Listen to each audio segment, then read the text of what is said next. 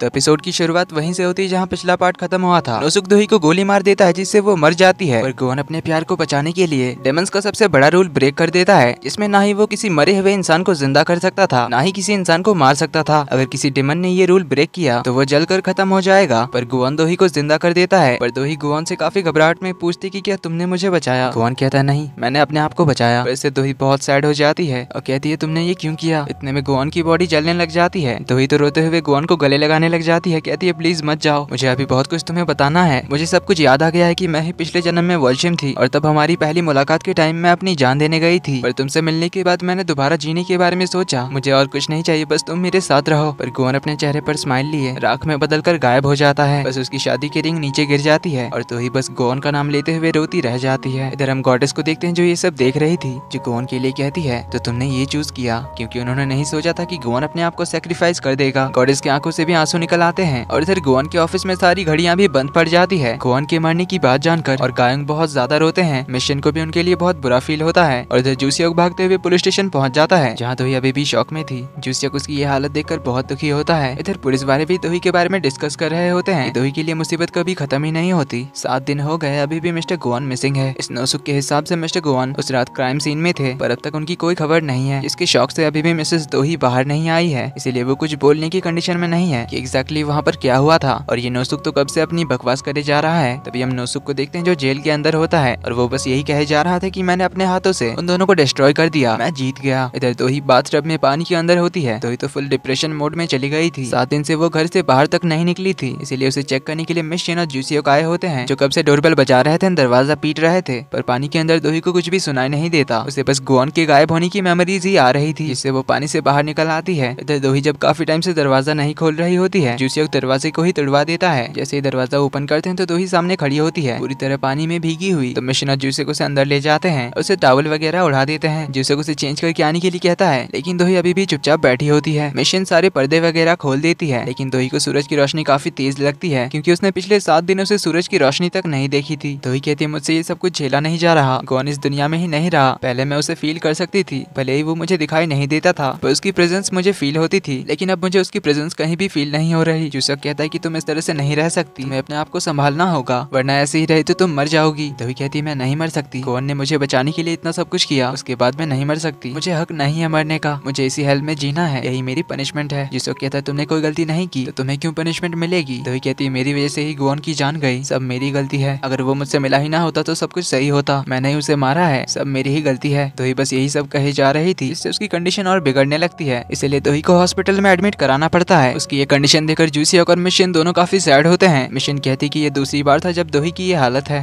पहली बार उसके पेरेंट्स के फ्यूनरल पर मैंने दोही को इस तरह देखा था। वहीं जूसियोक भी दोही के लिए बहुत दुखी होता है क्योंकि उसने बचपन से ही बहुत कुछ झेला था, इतने सालों तक उसे अपने पेरेंट्स के मौत का गिल्ट था, फिर मैडम जू की मौत हुई और गोवन के जाने के बाद वो तो पूरी तरह से टूट चुकी है। तो रात को नर्स दोही को चेक करके जाती है, इनके जाने के बाद दोही को क्रिसमस सॉन्ग सुनाई देता है जो कि हॉस्पिटल में ही कुछ बच्चे गा रहे थे। दोही ये गाना सुनकर उठ जाती है और अपने रूम से बाहर निकल आती है। चलते चलते वो हॉस्पिटल से ही बाहर निकल आती है। रास्ते में हर तरफ उसे क्रिसमस ट्रीज वगैरह दिखाई देते हैं क्योंकि आज क्रिसमस ईव थी, इसलिए दोही तो गोवन को और ज्यादा मिस करती है। पर वो यहाँ से अपने घर चली जाती है और अगली सुबह तैयार होकर उसी समंदर किनारे जाती है जहाँ वो लोग बहकर पहुँच गए थे पानी के अंदर टैटू ट्रांसफर होने के बाद, जहाँ दोही कहती है मैरी क्रिसमस गोवन, मैंने सोचा था हम दोनों साथ में क्रिसमस मनाएंगे, पर तुम इस दुनिया से जा चुके हो, तुम्हारे मरने के बाद ऐसा लग रहा है जैसे मेरे अंदर का एक स्पेशल हिस्सा मर चुका हो। देन वो कहती है गोवन मेरे साथ एक डील करोगे, मेरी विश यह है कि मैं तुम्हें वापस चाहती हूँ। इधर हम देखते हैं गॉडेस को जो दोही की बात सुनती है और आसमान की ओर देखती है, जिससे हम देखते हैं गोवन के ऑफिस की सारी घड़ियाँ फिर से चालू हो जाती है और इधर दोही के पास समंदर की लहरें पत्थरों से टकराती है। पानी उछलकर दोही की ओर आता है लेकिन हवा में ही रुक जाता है, जिसे देखकर दोही हैरान होती है। जैसे ही वो अपने साइड देखती है तो वहाँ से गोवन दिखाई देता है, जिसे देखकर दोही बहुत इमोशनल होती है और गोवन का नाम लेकर बुलाती है, जिससे हवा में लटके पानी की बूंदें नीचे गिर जाती है। दोही शॉकिंगली पूछती कि क्या हम हेल में हैं। गोवन स्माइल करता है तो दोही उसे गले लगा लेती है और रोते हुए ही पूछती कि क्या मैं मर चुकी हूँ या मैं सपना देख रही हूँ। गोवन उसे कहता है कि ना ही ये तुम्हारा सपना है, ना ही तुम मरी हो, मैरी क्रिसमस दोही, मैं वापस आ गया। जो सुन दोही के खुशी का ठिकाना नहीं रहता तो उसे इमोशनल होकर गले लगा लेती है है। उसे दोबारा देखकर गोवन भी काफी इमोशनल होता है। सीन कट होता है, हमें दोनों को घर पे दिखाया जाता है जहाँ दोनों एक दूसरे का हाथ होल्ड किए हुए थे। दोही को अभी भी बिलीव नहीं हो रहा था कि गोवन सच में लौट आया है। दोही कहती तुम्हारे बिना ये दुनिया बहुत भयानक थी। गोवन कहता है कि मेरे लिए भी तुम्हारे बिना सब कुछ हेल की तरह था। देन दोनों काफी हैप्पीली एक दूसरे को गले लगाकर सो जाते हैं, जिन्हें ऐसे कुछ देखकर गॉडेस बहुत खुश होती है। तभी गोवन यहाँ पर आ जाता है, जो गॉडेस को बहुत सारा थैंक यू कहने लग जाता है उसे दोबारा यहाँ भेजने के लिए। इस पर गॉडेस मुस्कुराते हुए कहती है कि क्रिसमस में ऐसे मिरेकल्स होते ही रहते हैं। गोवन पूछता है पर आपने ये क्यों किया? तो गॉडेस बताती है कि दोही डील करना चाहती थी, अब तुम तो जा चुकी थी, इसीलिए तुम्हारा काम मुझे ही संभालना पड़ा था। जैसन गोवन शॉकिंगली पूछता है क्या आप दोही को हेल्प भेजोगी? प्लीज दोबारा हमारे साथ ऐसा खेल मत खेलना। गॉडेस कहती डोंट वरी, ऐसा कुछ भी नहीं है, इस डील का पे ऑफ तुम ऑलरेडी कर चुके हो। जिससे हमें फ्लैशबैक दिखाया जाता है जब गोवन ने गॉडेस से बेट लगाया था कि वो दोही को भी कुछ नहीं होने देगा और अपने पावर्स को भी वापस हासिल करेगा, और गोवन ने ऐसा ही कर दिया था जिससे वो ये बेट जीत चुका था। जिसके बाद उसने गॉडेस से कहा था कि क्या मेरी बेट की जीत अभी भी वैलिड है? गॉडेस ने पूछा था कि कौन सी बेट? गोवन बताता है कि जिसने मैंने आपको हराया था, तो अगर कभी मेरी कोई विश रही तो क्या आप उसे पूरा करेंगी? गॉडेस पूछती क्या तुम मेरी हेल्प चाहते हो? तब गोवन ने कहा था हाँ, मुझे अभी हेल्प की बहुत जरूरत है, चाहे मुझे आपसे ही हेल्प क्यों ना लेनी पड़े। गोवन के उसी बेट में जीतने की वजह से गॉडेस ने उसे दोबारा जिंदा किया। Coming back to present, goddess कहती है सही कहा था तुमने, हर चीज के लिए मुझे इतनी जल्दी ना नहीं कहना चाहिए। गोवन कहता है आपने भी सही कहा था कि सैडनेस के बिना हैप्पीनेस का कोई मतलब नहीं है, जो हैप्पीनेस मैं अभी फील कर रहा हूँ। तो गॉडेस कहती है अब तो हमारे बीच सब कुछ सॉर्ट आउट है ना? गोवन कहता है हाँ सही कहा, पर अभी मुझे याद आया कि आपको तो गैम्बलिंग के बारे में कुछ भी नहीं पता। गॉडेस कहती है किसने कहा मुझे गैम्बलिंग करना नहीं आती? गोवन कहता है बिल्कुल नहीं, बिना आपकी पावर्स यूज किए आप जीत नहीं सकती।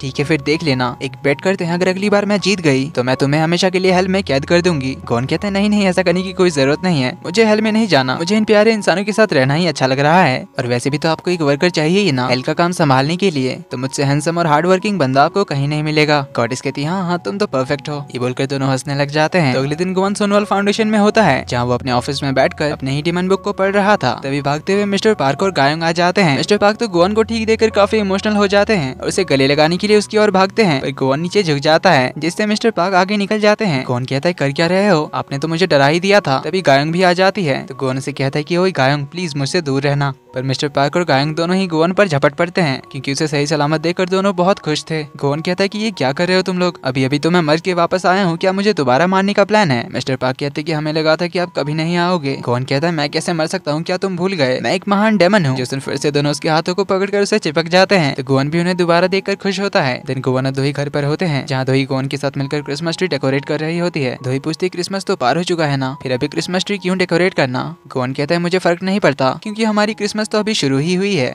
और वैसे अभी मुझे समझ आया जो तुमने क्रिसमस के बारे में मुझे कहा था, क्रिसमस समहाउ हमें एक्साइट करती है, और आज सच में मैं काफी एक्साइटेड हूँ तुम्हारे साथ होने की वजह से, जरूर तुम ही मेरी क्रिसमस हो। जैसन दोही स्माइल करती है, तो गोवन उसे क्रिसमस स्टार देता है ट्री के ऊपर लगाने के लिए, जिससे इनकी क्रिसमस ट्री कंप्लीट होती है। दोनों साथ में चुटकी बजाते हैं तो सारी लाइट्स जल जाती है, जिसे देख दोनों बहुत खुश होते हैं एंड दोनों हक करते हैं। दोही पूछती है कि अब तुम मुझे बता सकते हो कि मेरे डैड की विश क्या थी और उन्होंने तुम्हारे साथ क्या डील की थी? मैं जानना चाहती हूँ, चाहे सच जो भी हो। तो गोवन उसे बताई देता है कि उस रात बहुत बारिश हो रही थी। फ्लैशबैक में हम देखते हैं 12 गाड़ियों का टक्कर हो गया था, जिसमें से एक एम्बुलेंस थी, और उसी एम्बुलेंस में दोही की मॉम और डैड थे। दोही की मॉम प्रेग्नेंट थी और उनका लेबर पेन शुरू हो गया था, इसीलिए उन्हें हॉस्पिटल ले जा रहे थे, और एम्बुलेंस का एक्सीडेंट हो गया था, जिस वजह से दोही की मॉम को बहुत दर्द हो रहा था। एक डॉक्टर एम्बुलेंस में उनके साथ ही था, लेकिन एक्सीडेंट की वजह से वो बेहोश हो गए थे।